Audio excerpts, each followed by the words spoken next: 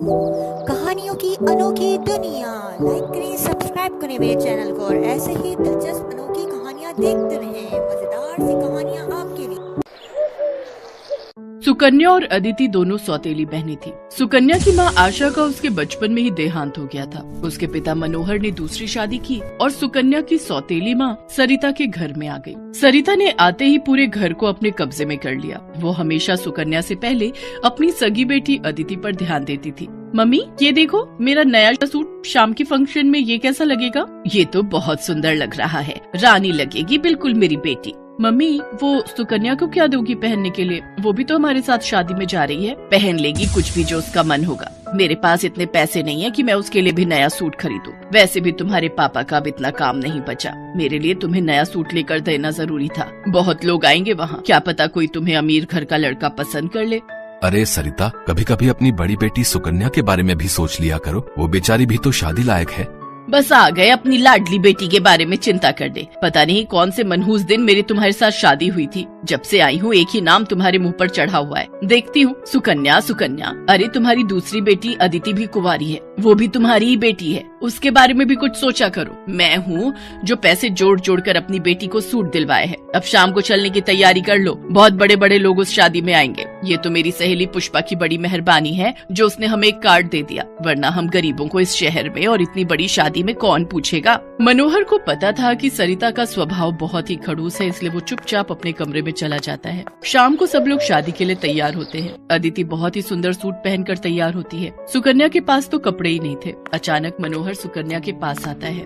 सुकन्या बेटी, ये ले, ये तेरी माँ की साड़ी है, तू ये पहन कर तैयार हो जा। देख कितनी सुंदर साड़ी है, मेरे संदूक में रखी थी, मैं वही ढूंढ रहा था और आज मुझे मिल गई। पिताजी, ये माँ की साड़ी सचमुच, ये साड़ी तो बहुत सुंदर है। शुक्रिया पिताजी, आज आपने माँ की ये साड़ी देकर मुझे बहुत खुशी दी है। हाँ बेटी, अब ये साड़ी पहनकर जल्दी से तैयार हो जा। देखना, सबसे सुंदर लगेगी मेरी बिटिया।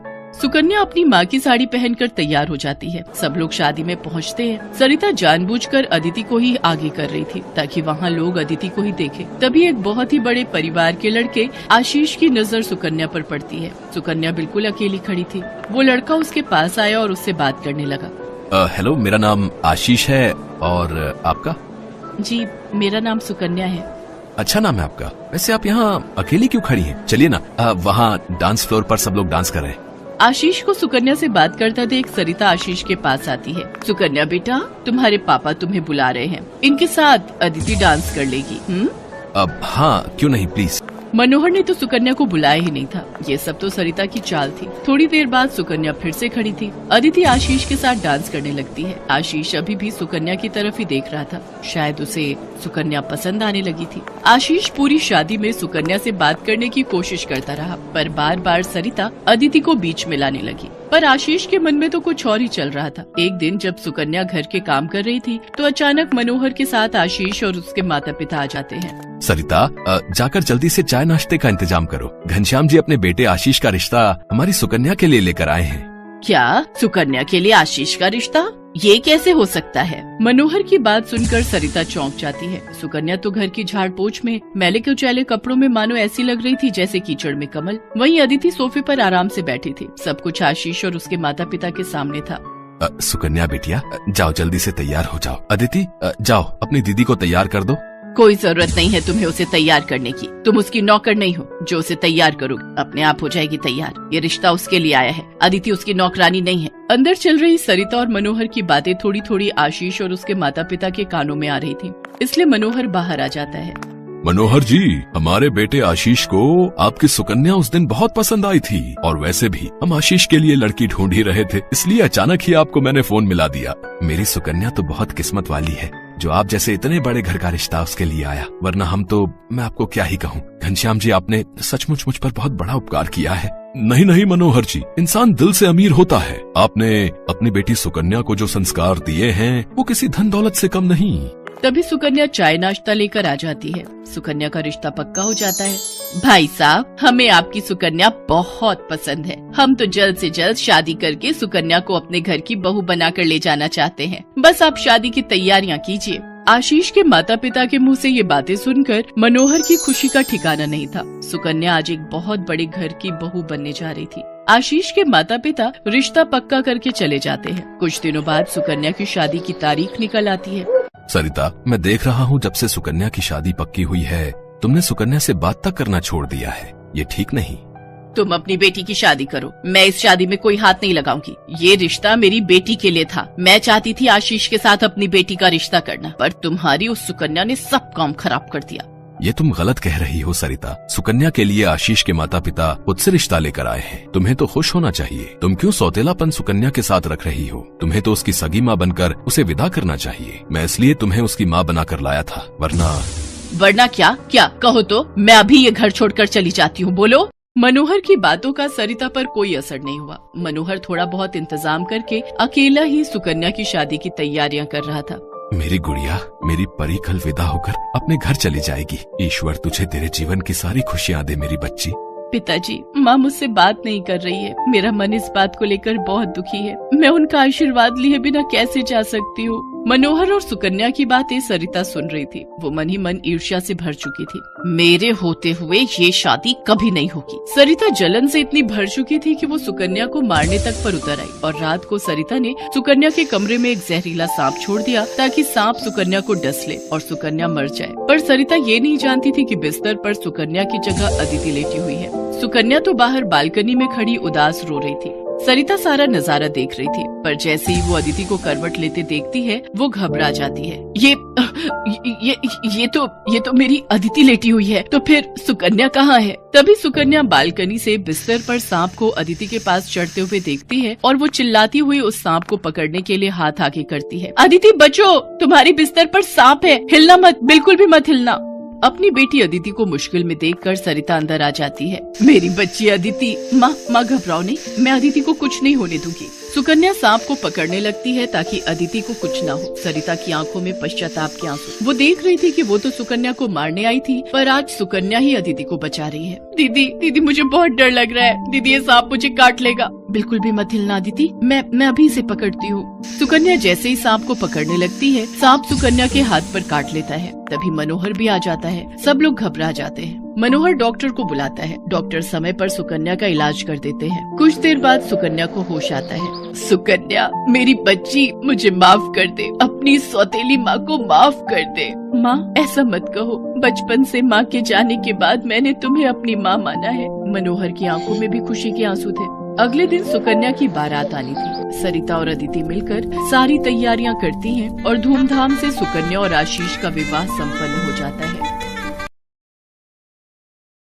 नंदिनी अपने माता पिता के साथ रहती थी। नंदिनी 8 साल की थी। उसकी माँ बहुत बीमार हो गई। नंदिनी के पिता ने बहुत से डॉक्टर बदले, पर फिर भी कोई फायदा नहीं हुआ। नंदिनी की माँ को नंदिनी की फिक्र थी। उसे पता था कि वो बच नहीं पाएगी। एक दिन नंदिनी की माँ ने उसके पिता को बुलाया और कहा, सुनो जी, मुझे पता है मैं अब बच नहीं पाऊंगी। मेरे जाने का समय नजदीक है। बस मुझे नंदिनी की चिंता है। वो मेरे बिना कैसे रहेगी? आप मेरे मरने के बाद उसे संभाल लेना। नंदिनी को आप मेरी कमी कभी भी महसूस मत होने देना। आप मुझे वचन दो, आप उसका ध्यान रखोगे ना? ये तुम कैसी बात कर रही हो जानकी? तुम्हें कुछ नहीं होगा। तुम जल्दी ही ठीक हो जाओगी और नंदिनी का तुम ही ख्याल रखती आई हो और आगे भी तुम ही रखोगी। कुछ दिनों बाद जानकी का स्वर्गवास हो जाता है। नंदिनी और उसके पिता अकेले रह जाते हैं। नंदिनी अक्सर अपने पिता से पूछती है, पिताजी, माँ कहाँ चली गई? माँ की बहुत याद आती है पिताजी। मुझे माँ के हाथ से ही खाना खाना है। नंदिनी मेरी बिटिया, तुम्हारी माँ आसमान का तारा बन गई है।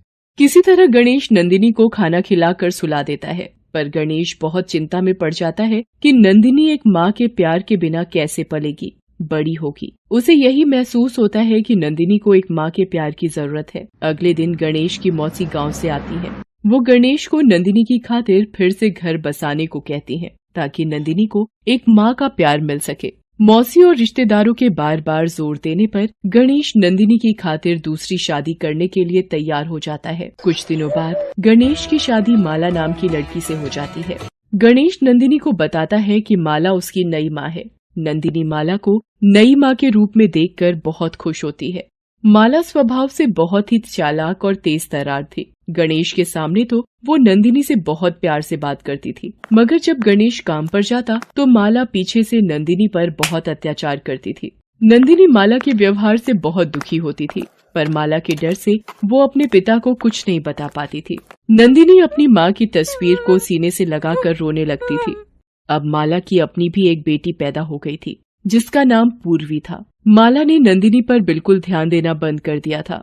धीरे धीरे नंदिनी और पूर्वी बड़ी हो गई। नंदिनी बहुत ही सुंदर और समझदार हो गई थी, जबकि पूर्वी बहुत ही लापरवाह और बिगड़ी हुई थी। हर वक्त पार्टियों में घूमना, शॉपिंग करना, यही उसका काम था। पूर्वी भी अपनी माँ माला की तरह ही नंदिनी को तंग किया करती थी। सारा दिन अपना काम करवाना, नंदिनी पर अत्याचार करना, यही सब बचपन से अपनी माँ माला से उसने सीखा था। नंदिनी के प्रति दोनों के इस व्यवहार को देखकर नंदिनी का पिता गणेश बहुत दुखी होता था और यही सोचता था कि काश वो दूसरी शादी ना करता तो नंदिनी को सौतेली माँ का अत्याचार ना सहना पड़ता।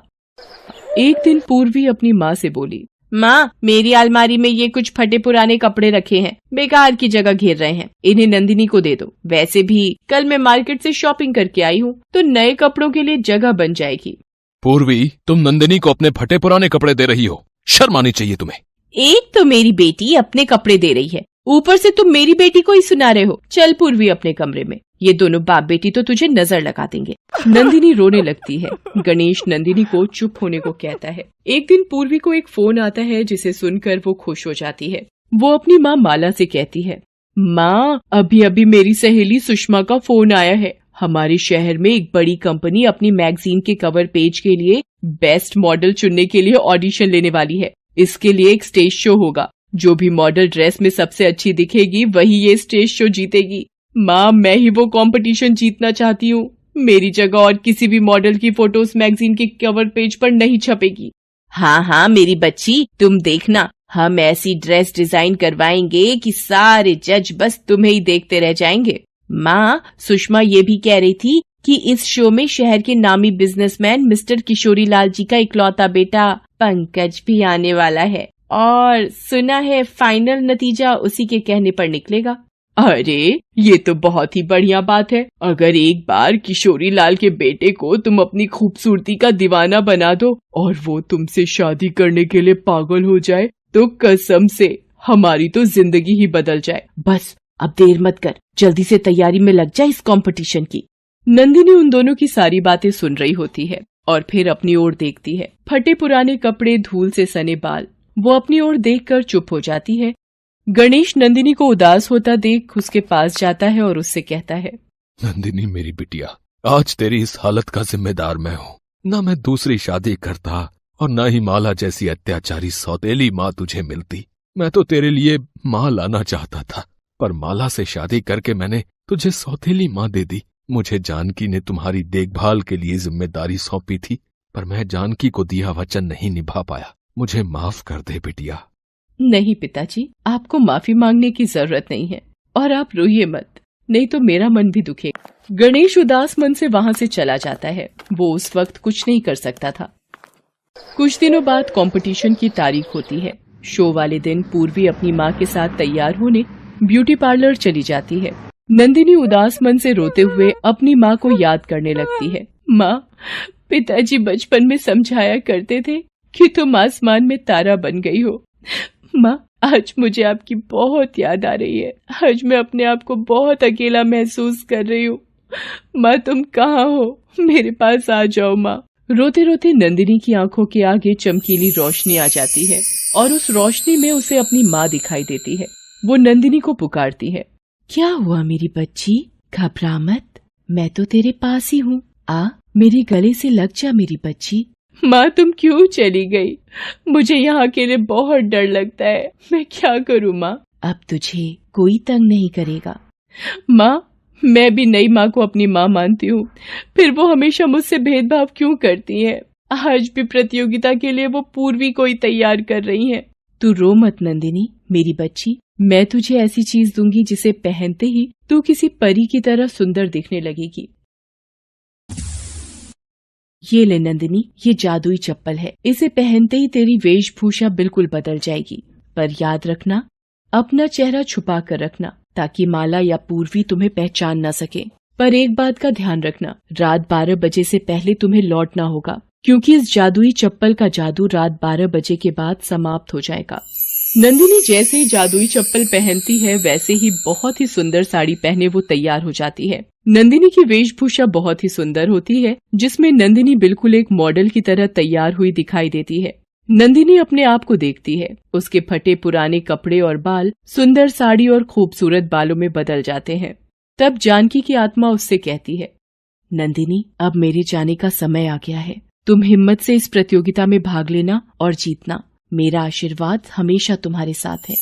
नंदिनी दुखी मन से अपनी माँ को विदा करती है। वो अपने चेहरे को साड़ी के पल्ले से ढक लेती है। वो जैसे ही छुपती छुपाती घर के बाहर पहुँचती है, एक चमचमाती गाड़ी उसके सामने आ जाती है। गाड़ी में से एक ड्राइवर बाहर निकलता है और नंदिनी को गाड़ी में बैठने के लिए कहता है। नंदिनी गाड़ी में बैठ जाती है। गाड़ी सीधी शो वाले स्थान पर पहुंचकर रुक जाती है। नंदिनी थोड़ी घबराई हुई सी गाड़ी से बाहर निकलती है। वो स्टेज के पीछे वाली जगह पर पहुंचती है। थोड़ी देर में ही शो शुरू होने वाला होता है। नंदिनी देखती है पूर्वी भी वहीं आसपास खड़ी है। नंदिनी घूंघट से चेहरे को ढकी रहती है। तभी शो शुरू होने की आवाज आती है कि सारी लड़कियां लाइन में रेडी हो जाएं। नंदिनी भी लाइन में लग जाती है। धीरे धीरे सभी लड़कियां एक एक करके स्टेज पर जाने लगती हैं। शो शुरू हो जाता है। पूर्वी भी अपनी ड्रेस को दिखाती हुई स्टेज पर आती है। सभी मॉडल नंदिनी को देख रही होती है कि ये घूंघट में कौन है। तभी नंदिनी का नंबर आ जाता है। नंदिनी स्टेज पर जाती है। नंदिनी जैसे ही स्टेज पर पहुंचती है, वहां बैठे सभी लोगों की निगाहें उस पर टिक जाती हैं। घूंघट में सजी हुई मॉडल देखकर सब हैरान रह जाते हैं। वहीं बैठा किशोरी लाल जी का बेटा पंकज भी नंदिनी को देखता रहता है। माला की नजरें लगातार नंदिनी पर टिकी हुई थी कि आखिर ये कौन है। नंदिनी वहाँ बैठे सभी लोगों को हाथ जोड़कर नमस्कार करती है। तभी वहाँ की घड़ी में 12 बजने का संकेत होता है। नंदिनी घबरा जाती है और स्टेज के पीछे आने लगती है। पंकज जब उसे ऐसा करते हुए देखता है तो वो भी उसके पीछे पीछे जाता है। पंकज को पीछे आता देख नंदिनी घबरा जाती है। जादुई चप्पल का जादू खत्म हो चुका होता है, इसलिए वो गाड़ी भी वहाँ से गायब हो चुकी होती है। बड़ी मुश्किल से नंदिनी एक ऑटो रिक्शा को रोकती है और जल्दी से उसमें बैठने लगती है। तभी उसकी एक चप्पल वहाँ गिर जाती है। नंदिनी चप्पल वहीं छोड़ ऑटो रिक्शा में चली जाती है। नंदिनी फिर से अपने उसी रूप में आ जाती है। पंकज वहाँ आता है और देखता है कि नंदिनी वहाँ नहीं है। तभी उसकी नजर नंदिनी के पैर से छूटी चप्पल पर पड़ती है। वो उस चप्पल को उठा लेता है और अपने पास रख लेता है। नंदिनी जैसे तैसे घर पहुँचती है। माला भी पूर्वी के साथ घर पहुँच जाती है। मुझे तो अभी तक ये समझ नहीं आ रहा कि वो मॉडल कौन थी जिसने साड़ी में घूंघट निकाल रखा था। अरे होगी कोई राह चलती सस्ती मॉडल। ये सब छोड़ो माँ, बस तुम देखना, ये खिताब तो मैं ही जीतने वाली हूँ, क्योंकि पंकज की नजरें सिर्फ मुझे ही देख रही थी। नंदिनी चुपचाप उनकी बातें सुनती रहती है। अगले दिन पंकज अपने ऑफिस में आता है और मैनेजर को बुलाता है। सुधीर, मुझे वही मॉडल चाहिए अपने कवर पेज के लिए जिसने कल रात साड़ी के साथ घूंघट कर रखा था। उस मॉडल का लिबास बहुत ही सुंदर था। मुझे सभी मॉडल की लिस्ट चाहिए। ये जितने भी मॉडल कल स्टेज शो में भाग लेने आई थी, एक एक करके उन सभी के घर का पता निकालो। ये चप्पल उन्हीं में से एक मॉडल की है। हमें पता करना है कि जिस मॉडल के पैर में ये चप्पल पूरी आ जाएगी, वही कल रात साड़ी में थी। पंकज मैनेजर को सभी मॉडल्स के घर भेजता है। मैनेजर एक एक करके सभी मॉडल्स के घर जाता है और उन्हें उस चप्पल को पहनने को कहता है, पर चप्पल किसी भी मॉडल के पैर में पूरी नहीं आती। मैनेजर वापस लौट आता है और पंकज को सारी बात बताता है। पंकज सोच में पड़ जाता है कि आखिर वो कौन थी जो कल साड़ी में घूंघट किए शो में भाग लेने आई थी। पंकज ऑफिस से घर आ जाता है। रात को सोते वक्त पंकज के सपने में नंदिनी की माँ जानकी की आत्मा आती है। उठो पंकज, तुम जिस लड़की की तलाश में हो वो तुम्हें पूर्वी के घर पर ही मिलेगी। तुम कल एक बार फिर से पूर्वी के घर जाओ। वहाँ जाकर चप्पल उस लड़की को पहनाना। उस लड़की के पैर में ये चप्पल आ जाएगी। अचानक से पंकज का सपना टूट जाता है और उसकी आंख खुल जाती है। वो सपने के बारे में सोचता रहता है और ऑफिस जाकर मैनेजर से कहता है कि पूर्वी जिसने शो में भाग लिया था, उसके घर वो खुद जाना चाहता है। पंकज पूर्वी के घर पहुंचता है, पर उसे वहां माला और पूर्वी के सिवा कोई दूसरी लड़की नजर नहीं आती है। वो माला से कहता है, क्या आपके घर से किसी और लड़की ने भी शो में भाग लिया था? नहीं नहीं पंकज जी, शो में सिर्फ पूर्वी ने ही भाग लिया था। हमारे घर में और ऐसा कोई है ही नहीं जो मॉडल हो और पूर्वी की तरह सुंदर हो। ये कौन है जो सामने झाड़ू लगा रही है? पंकज जी, ये हमारे घर में काम करती है। सुनो, जरा इधर आना। जी, आपने मुझे बुलाया? जरा इस चप्पल को पैर में पहन सकती हैं आप? माला और पूर्वी पंकज को ऐसा करते देख हैरान हो रही थी, क्योंकि उनको भनक तक नहीं थी कि नंदिनी ही वो मॉडल हो सकती है। पंकज नंदिनी को वो जादुई चप्पल पहनने को कहता है। नंदिनी जैसे ही वो चप्पल पहनती है उसके पैर में पूरी आ जाती है। पंकज को यकीन हो जाता है कि नंदिनी ही असली मॉडल है जो कल रात साड़ी में आई थी। पंकज नंदिनी को दूसरी चप्पल लाने को कहता है। नंदिनी अंदर जाकर दूसरी चप्पल लेकर आती है। सब देखकर हैरान रह जाती हैं कि नंदिनी ही असली मॉडल है। तभी नंदिनी का पिता गणेश आ जाता है। नंदिनी सारी बात अपने पिता को बताती है कि किस तरह वो कल शो में भाग लेने के लिए गई थी। गणेश नंदिनी पर बचपन से माला और पूर्वी द्वारा किए जाने वाले सारे अत्याचारों के बारे में पंकज को बताता है। वो पंकज को बताता है कि नंदिनी बचपन से ही अपनी माँ को खोने के बाद माला के अत्याचारों को सह रही है। पंकज को याद आता है कि कल रात जो उसके सपने में आई थी वो नंदिनी की असली माँ जानकी की आत्मा थी। वो गणेश को सपने की बात बताता है। नंदिनी रोने लगती है। गणेश उसे चुप कराता है और कहता है, नंदिनी, तू रो मत मेरी बेटी। देख, तेरी माँ का आशीर्वाद तेरे साथ है और हमेशा रहेगा। तेरी माँ ने जादुई चप्पल देकर तेरी सहायता की। अंकल जी, आप चिंता मत कीजिए। इन दोनों को मैं अभी पुलिस के हवाले करवाता हूँ। अपनी ही बेटी पर अत्याचार करने के जुर्म में इन्हें सजा भी हो सकती है। शायद ये इस बात से बेखबर है। नहीं नहीं पंकज जी, ऐसा मत कीजिए। ये मेरी माँ और बहन जैसी भी हैं, पर है तो मेरी अपनी ही ना। मैं अपनी माँ को और अपनी बहन को जेल में नहीं देख सकती। ऐसा मत कीजिए पंकज जी, पुलिस को मत बुलाइए। तुम दोनों देख रही हो, तुमने इस पर कितने अत्याचार किए, कितने कष्ट दिए, फिर भी ये लड़की आज भी तुम दोनों का ही ध्यान रख रही है। तुम दोनों के बारे में ही सोच रही है। अब तो सुधर जाओ तुम दोनों। भगवान से थोड़ा तो डरो। नंदिनी की बातें सुनकर माला और पूर्वी दोनों रोने लगती हैं और माफी मांगने लगती है। नंदिनी उन्हें माफी मांगने के लिए मना करती है। नंदिनी की आंखों में खुशी के आंसू होते हैं। उसे अपनी माँ और बहन मिल गए थे।